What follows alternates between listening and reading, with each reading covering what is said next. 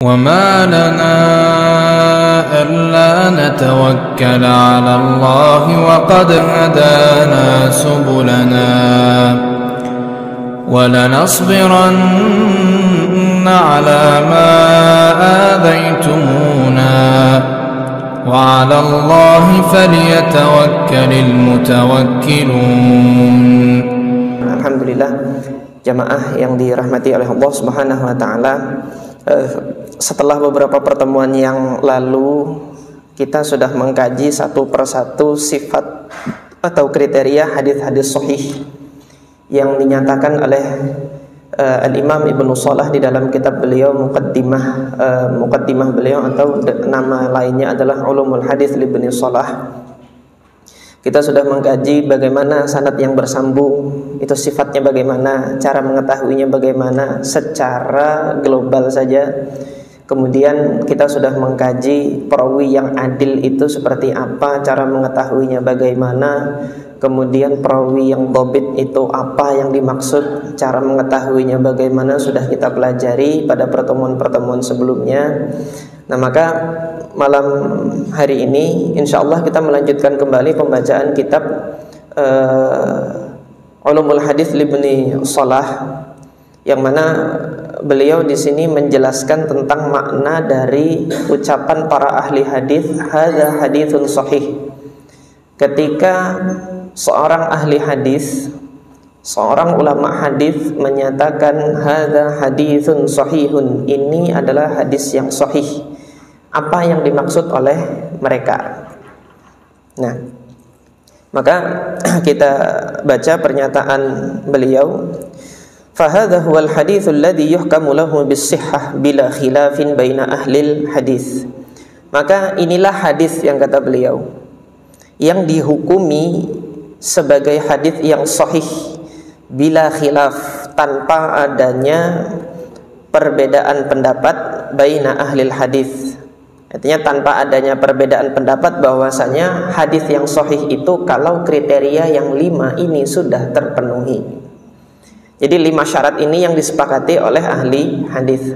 Nanti ada syarat-syarat yang para ahli hadis itu berbeda pendapat. Seperti syaratnya Imam Bukhari. Imam Bukhari mensyaratkan harus ada keterangan ini antara guru dengan murid ketemu. Tetapi Imam Muslim mencukupkan kalau dilihat masanya sama gitu kan, dan ada kemungkinan dia ketemu, artinya perawi tersebut berada di negeri itu gitu kan, pernah berkunjung di negeri tersebut dan sezaman, ada kemungkinan bertemu, itu sudah dihukumi bersambung itu sanad. Sama siapa? Sama Imam Muslim. Tapi Imam Bukhari enggak, belum cukup itu. Harus ada keterangan yang menyatakan ini berdua, ini guru dan murid harus ketemu. Itu yang disebut dengan syaratul luqya, syarat bertemunya guru dengan murid. Hingga syaratnya Imam Bukhari ini terkenal lebih ketat daripada syaratnya Imam Muslim. Nanti akan kita baca pernyataan Al-Hafidz Ibnu Shalah di sini yang menyebutkan apa? Bahwasanya tingkatan kesahihan Sahih Bukhari itu lebih tinggi daripada tingkatan kesahihan Sahih Muslim. Nah, intinya apa? Ini adalah syarat-syarat hadis yang disepakati oleh para ulama hadis. 5 ini yang disepakati. Waqad yakhtalifuna fi sihhati ba'dil ahadits li ikhtilafihim fi wujudi hadhil awsaf fihi.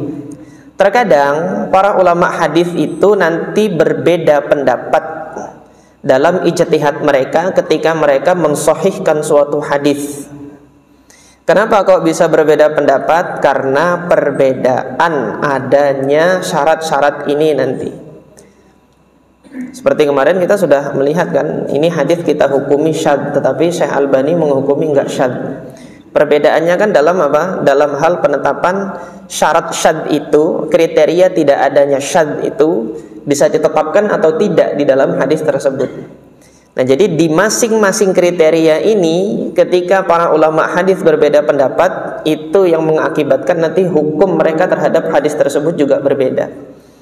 Ada yang mensahihkan, ada yang menghasankan, atau bahkan yang satu mendhaifkan, yang satu menghasankan. Seperti kemarin hadis qunut subuh, ulama ada yang mensahihkan karena melihat perawi tersebut Abu Ja'far Ar-Razi ini adalah perawi yang soduk. Jadi dilihat sisi pujian yang diberikan kepadanya, dia perawi yang soduk, maka diangkatlah ke derajat hasan.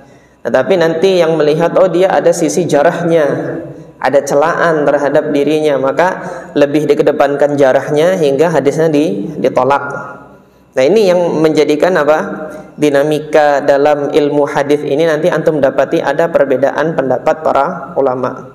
Jangan sampai nanti di framing itu, digiring opini itu bahwasanya yang satu-satunya bisa diterima dalam permasalahan pensohihan hadis adalah ulama fulan, yang lain itu nggak layak syaratnya, misalnya nggak boleh seperti itu. Tetapi kita sebagai penuntut ilmu tetap harus tetap harus memposisikan kedudukan mensohikan hadis dan mendhaifkan hadis ini berdasarkan data, analisa, argumentasi sesuai dengan kaidah-kaidah keilmuan yang kita pelajari dan disusun oleh para ulama hadis ini. Aw likhtilafihim fi ishtirati ba'di hadhihi al-awsaf kama fil mursal.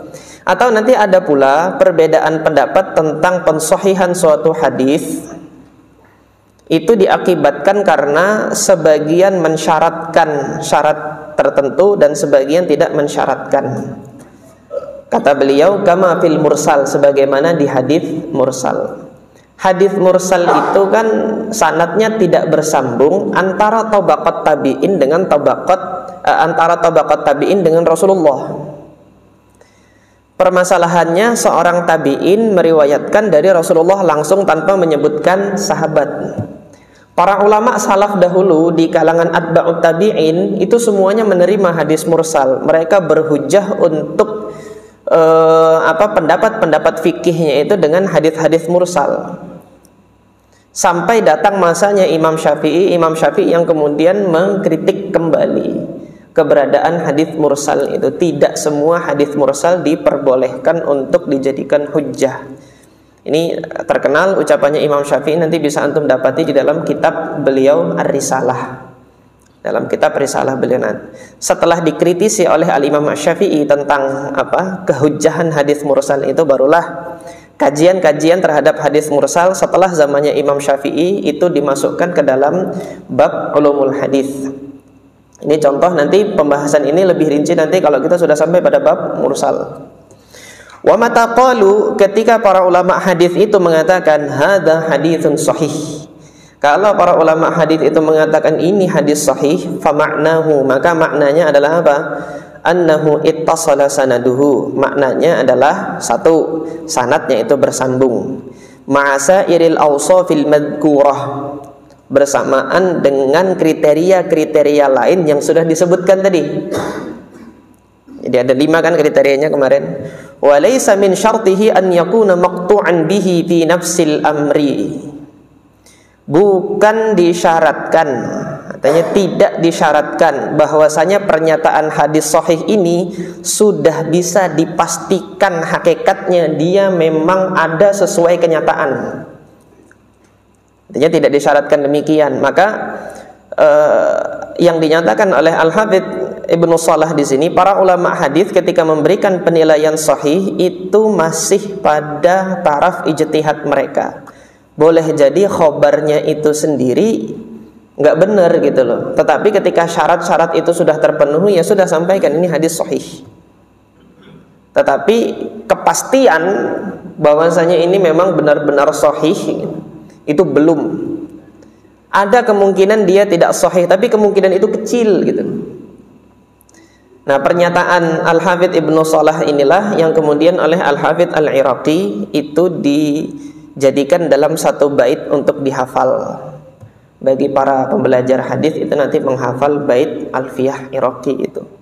Wa bis sahihi wad dha'ifi qasadu fi zahirin lal qat'a wal mu'tamadu imsakuna an hukmina ala sanad bi annahu asahhu mutlaqan wa qad. Nah, ini dalam 2 bait ini ada 2 permasalahan yang berbeda. Permasalahan pertama, kalau wabis sahihi wad dha'ifi qasadu, yang dimaksudkan dengan ungkapan sahih dan dhaif itu apa gitu kan? Fi zahirin, artinya yang nampak saja dari hadis itu ini sahih. la al-qat'a, bukan merupakan suatu kepastian yang mereka pastikan gitu. Artinya ini ilmu ini masih ilmu ijtihad juga. Masih ilmu ijtihad yang nanti ada kemungkinan yang berbeda dari apa yang diijtihadkan oleh para imam ahli hadis tersebut. Kenapa kok ini masih apa? Masih dinyatakan fi zahir, yang nampak saja gitu kan, tapi bukan suatu pernyataan untuk memastikan kalau itu memang benar-benar sesuai dengan hakikatnya. Idh minhu ma yanfaridu bi riwayatihi adlun wahid, karena nanti ada saja gitu kan suatu riwayat yang seorang perawi adil itu menyendiri dalam periwayatannya.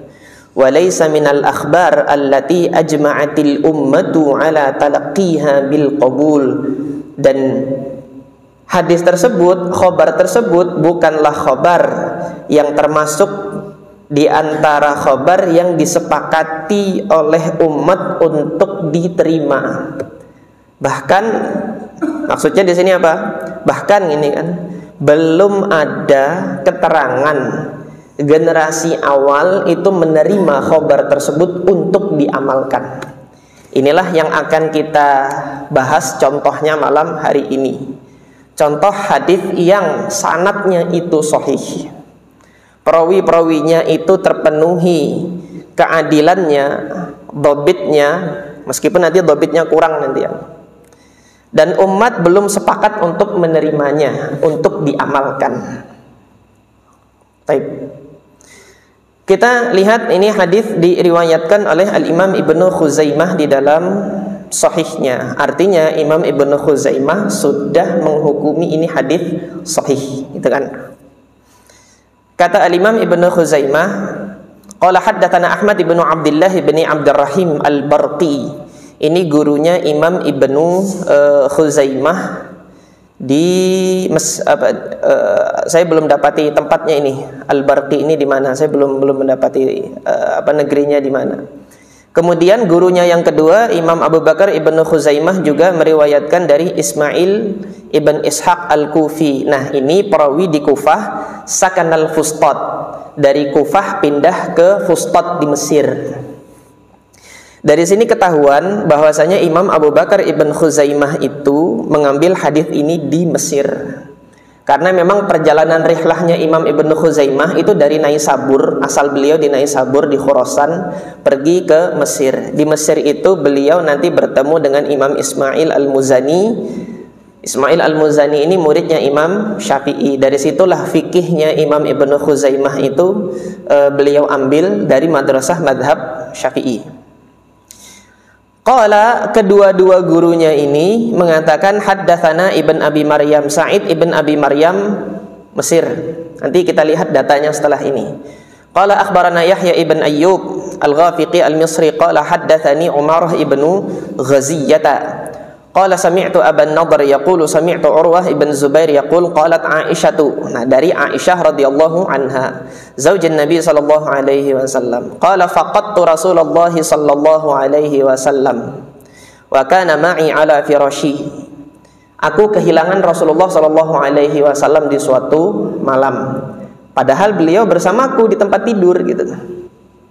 Fawajadtuhu sajidan, ternyata aku dapati beliau ini ternyata sedang sujud.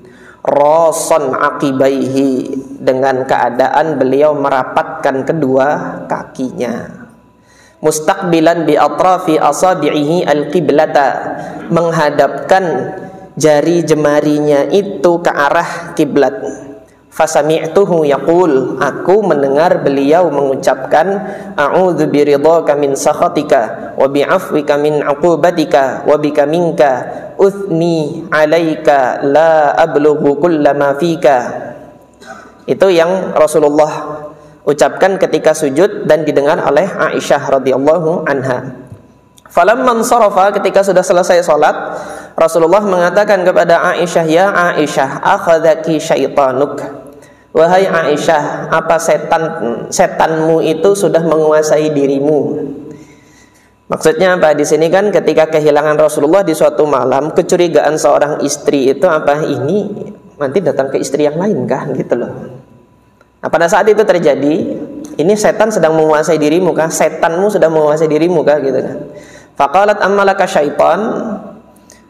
Maka Aisyah menanyakan, engkau sendiri ada setan enggak yang menyertai Anda gitu kan? Ma min adamiyyin illa lahu syaitan.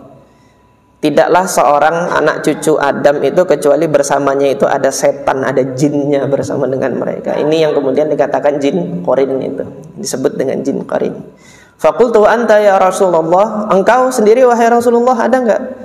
Qala wa ana, bahkan saya ada kata Rasulullah. Walakinni da'autullaha alaihi fa aslama. Akan tetapi aku berdoa kepada Allah atas dirinya, maka jin yang bersamaku itu masuk Islam. Yang diutus untuk menggoda Nabi Muhammad itu masuk Islam, sehingga tidak memberikan apa-apa kecuali kebaikan bagi Nabi Muhammad SAW. Jadi masing-masing dari kita tuh ada setannya yang ganggu. Setan yang ganggu ustadz beda sama setan yang ganggu jamaah gitu. Setan yang ganggu pedagang beda sama setan yang mengganggu pekerja, dan seterusnya.